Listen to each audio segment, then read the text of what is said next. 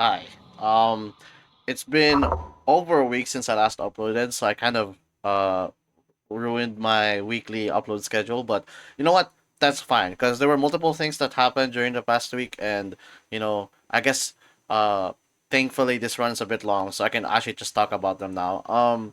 This is my Diamond 2 rank up game. I hit Diamond 2, which is nice, but it feels kind of fraudulent when you look at my stats because I have like a 14-minute average, and I think these past few games before hitting Diamond 2 was like just luck for the most part. I mean, it was mostly hard seeds, so you can, chalk it up to it being like me being more consistent and my opponent, messing up at some point. But I think two of them were also forfeits from my opponent, so I think that's where like, the whole idea where me hitting Diamond 2 is kind of fake. And I feel like it's true because just this past week I went back to grinding ranked after a few days of rest, and I pretty much just dropped off back to Diamond 1 to like Emerald 3, like basically around that range, and I'm kind of just staying there now. So I guess that's where I am in terms of my actual skill. But yeah, I was lucky enough to hit Diamond 2 at some point. But so this is the game that got me there. It's a really bad run.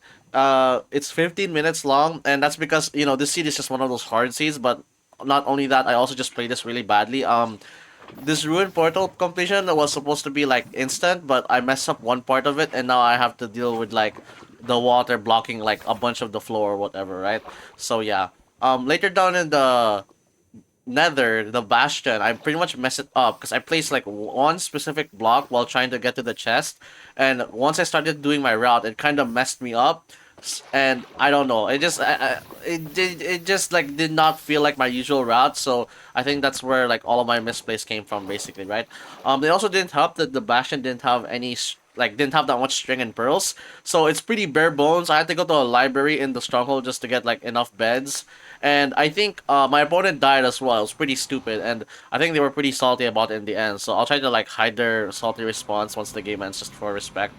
But yeah, that's pretty much the entire run, and it's 15 minutes long, so we have a bunch of time. So let's talk about what else happened this week, which is arguably much more eventful, which is Deltarune Chapter 5. And I don't talk about other games in this channel because, of course, I'm a Minecraft speedrunning channel, but I do play other games.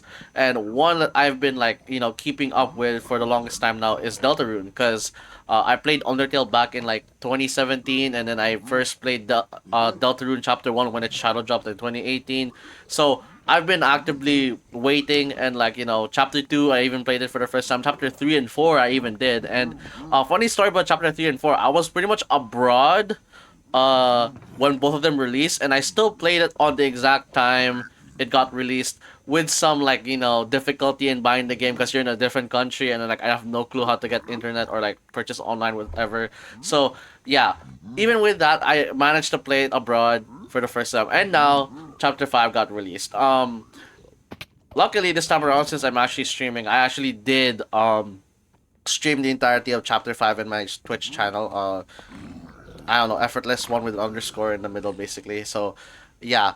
Um Absolute cinema. That's all I can really say about chapter 5. I really like chapter 5 as a whole. Of course, I think many people in the internet nowadays are just saying like chapter 5 was kind of a letdown, not like in like every section of the game, the festival, even the dark worlds, because it didn't manage to capture uh the asset or like the hype of chapter 4, which is completely understandable. Like, honestly, chapter 4 is probably the most like high, like it's like the most cohesive and like the highest quality chapter throughout the entire game. When that dude, okay, not only did we not know chapter 4 at all, because like Toby Fox only teased chapter 3 throughout the newsletters, like we did not know anything about chapter 4. And the soundtrack of chapter 4, it's just like it's just insane. Like, I have no clue how you match chapter 4, honestly.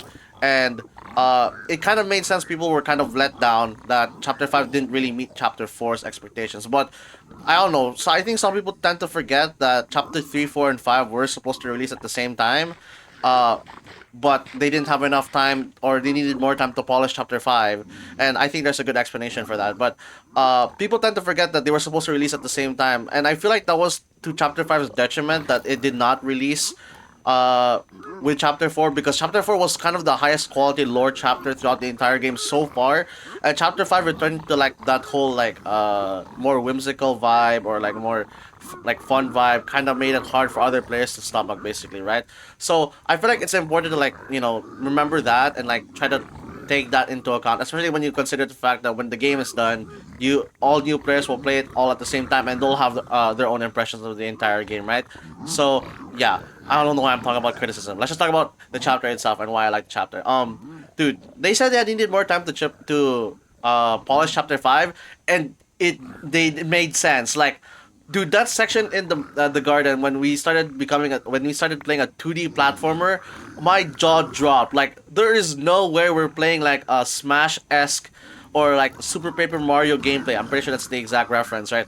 But dude, that was crazy. I didn't know you could do that in Game Maker. Like, I I didn't even know that, and then like it became infinitely more interesting. And then like I as in the speedrunner with in me, I don't speedrun Deltarune, right? But like I just thought about how it's so funny that if you're a speedrunner of Deltarune now, to get world record, you actually need to be good at platformers now. It's actually crazy how that's a requirement now to get world record. You need to actually be good at platformers, and I still don't know what tech they've discovered for the platformers yet, but I'm sure it's gonna be some broken thing, and it's gonna be like hard to execute or whatever. So like, good luck to whoever speedrunner is trying to get world record, right? But yeah, the gameplay of the chapter is insane. It's I think it's hands down probably the best gameplay chapter, the best chapter in terms of gameplay, because it's got so many gimmicks, and people think they might have overcooked, but honestly, I think there was a lot of gimmicks, but a lot of it was just very fun. Especially compared to chapter 4, which is a lot more serious. Like, you get like two different cakes there. Like, chapter 4 has like the lore, if you appreciate the characters and the story. Chapter 5 got like really good gameplay. Although, don't put down the story and the characters, because chapter 5's characters are really good. And certainly, the main antagonist, which is Flowery, because it's the first antagonist that's not really a bad guy if you think about it. Like, chapter one's king is like, tyrannical, like pure evil, like, he's just evil just for the love of the game. Is that the right term? I don't know. Chapter two's queen is just like misguided. She misunderstood the actions of the knight. Chapter three, Tenna is just, it's kind of like Tenna is like backed against the wall and has to work for the knight because he's desperate basically. So yeah, and then chapter 4's Titan is just literally the embodiment of darkness. Like, there's not much evil. Like, there's nothing eviler than that, right? But Flowery is genuinely a good guy, and he's our antagonist. That's what makes the chapter kind of special to me, is the fact that Flowery is not wrong in that sense, and he definitely challenges the characters. And I think it enhances chapter 4, because chapter 4 was definitely the turning point when, the character started to realize how heavy this dark world shenanigans is, and then Flowery comes in and he just challenges your the notion of like whether or not your dark world is really the dark world to be mostly kept, and Flowery fights for his own. So it's like you're fighting against another protagonist, and that's like a funny thing to think about, because like the final boss, when you fight against him, I don't want to spoil too much, but like when you fight against him, it's like you're playing against a JRPG main character, which is funny to think about. Like, chapter 4, you're fighting against a JRPG final boss, which is the Titan. And then chapter 5, you fight against a JRPG protagonist. That's insane to think about, like, honestly. So, I thought Flower was good. The surrounding cast around him, the Seven Flowers, is just really, dude. I love the Seven Flowers so much, bro. Um, off my head, my favorite is probably green. It's either green or aqua. One of those two is probably my favorite flower. Aqua just like got that, Toho vibe. I don't know. I'm pretty sure that Toby Fox designed that sprite, so it's just like that Toho vibe. But like, she's just very whimsical, and green is just hella chill. Like, he's the goat. He's the goat for the reason, bro. He's the goat for a reason. Anyway, what else can I talk about? You can tell this is not scripted. I'm just talking off like from the top of my head. Chapter 5 here. The music. Okay, let's talk about the music. Okay, I think the first thing that comes to mind, I'm pretty sure this is like Camelia's first official debut in a Deltarune soundtrack. I think chapter 2 he did help.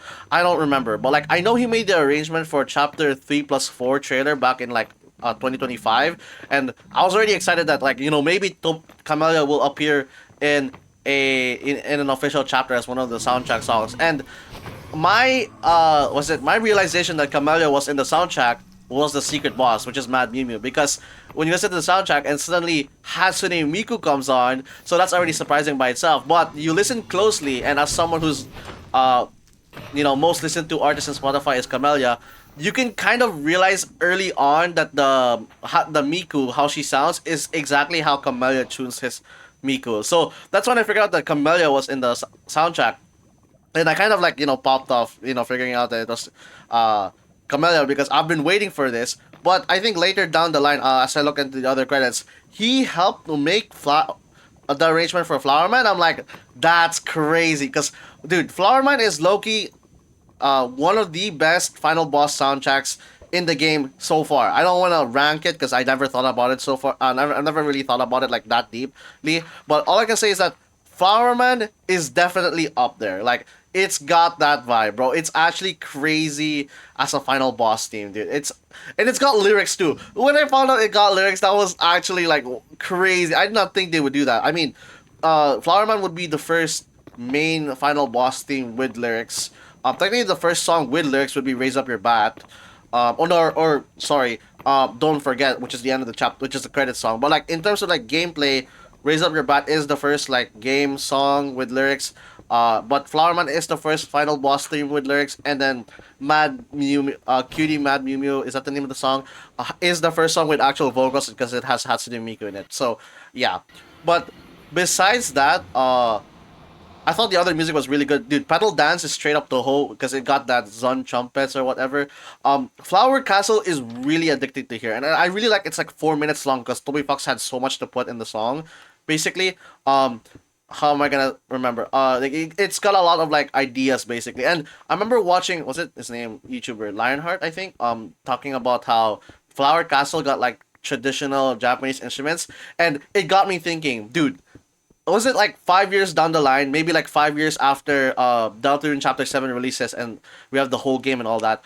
Remember when Undertale got that fifth anniversary orchestra concert, I guess? Orchestra concert? Dude, imagine we got that for Deltarune and we get to Chapter 5 and they play Flower Castle and they bring in a whole ass like traditional Japanese like band with like Japanese instruments, and they just start playing Flower Castle with the traditional instruments. That'd be so hype. Like we'd have like normal orchestra stuff, and then suddenly the Japanese band comes in for Chapter 5 and then plays Flower Castle. That would genuinely be so hype because it's like representative of like Japanese culture or whatever, which is I guess Toby Fox was that's what he was going for. So yeah, I don't know. The music in Chapter 5 is really good. It's not as like complete, or maybe nah. It's not as complete or like as cohesive, not cohesive, I don't know the right word, I'm not a music critic, right? um Chapter 4's OST is probably like one of the most perfect OSTs for a chapter so far in the game, just for how complete it is. Chapter 5 feels less of that, but it's got more ideas, which I feel like makes up for it. And like it's got that charm as well, because I feel like the addition of Camellia, as well as, oh my goodness, Insane in the Rain for Garden of Hopes and Dreams, like that is really good. Like I can imagine an orchestra playing Garden of Hopes and Dreams, and that would go hard. I'm not gonna lie. Because it's specific. It specifically sounds like it could be made for an orchestra to be played. Basically. So yeah, we're already entering the end here. I don't have 2 minutes left to talk about the chapter. There's so much to talk about. I haven't talked about it that much. I'm just gonna say that I just really enjoyed the chapter. I'm really excited for Chapter 6.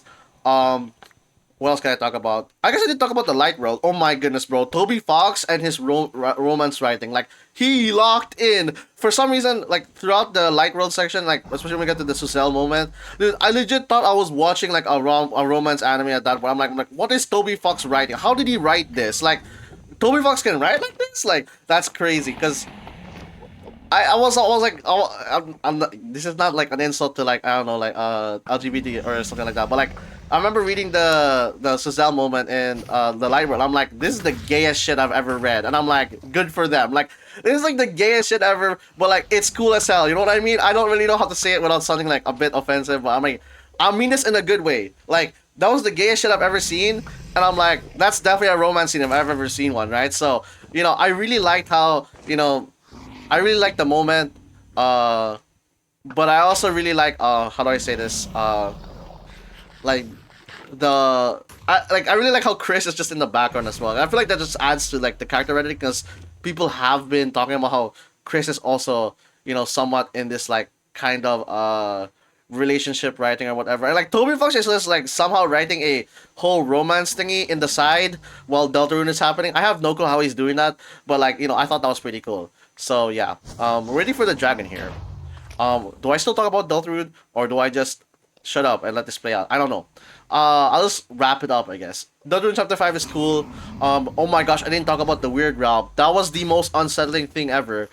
People were right about it being the end of the weird route because it does cut directly. It directly shows it's the end of the weird route there, and then it just skips to whatever the ending was. No spoilers there if you haven't seen it.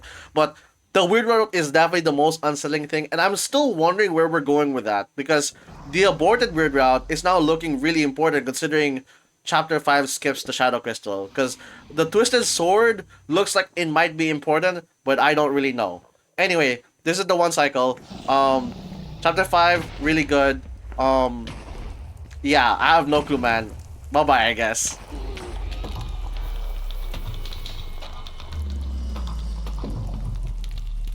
Oh my goodness. That's the worst rank up game I've ever seen in my life, bruh. Holy frick. Um, Diamond 2. That was such a slop game. I wish I could pop off, but it's late at night and it was an absolute slop game. Let me see this. I'm actually behind. I'm actually so behind going to. Oh my god. I'm 1 minute behind. Like I don't deserve to win this. Let's freaking go, dude. This is an insane win streak. Well, not win streak, more like win rate. Oh my, the reverse slingshot is gonna happen. Holy frick.